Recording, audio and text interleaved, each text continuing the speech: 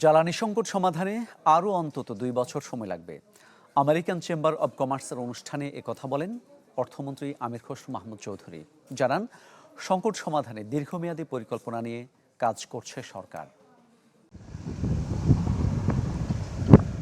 চলমান জ্বালানি সংকটে স্থবির দেশের শিল্প কারখানার উৎপাদন, গ্যাসের অভাবে বিপর্যস্ত জনজীবনও।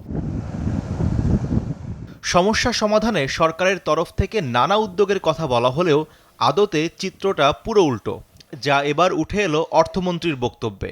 সাফ জানিয়ে দিলেন, শীঘ্রই স্বাভাবিক হচ্ছে না গ্যাসের সরবরাহ, আর এর জন্য বিগত সরকারের দুর্নীতি আর ব্যর্থতার ওপর দায় চাপালেন তিনি।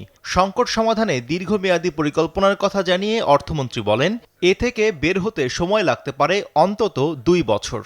Unfortunately, on the power and gas, nothing can be solved within 6 months.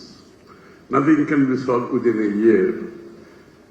And minimum time is 2 years. And without power and gas, you are talking about the economy which really cannot go forward. American chamber of commerce আয়োজিত অনুষ্ঠানে অর্থমন্ত্রী আরও বলেন, বিনিয়োগ এবং বাণিজ্যকে সহজ করতে নিয়ন্ত্রণ কমানো এবং আর্থিক সংস্কার কার্যক্রম চালিয়ে যাচ্ছে সরকার।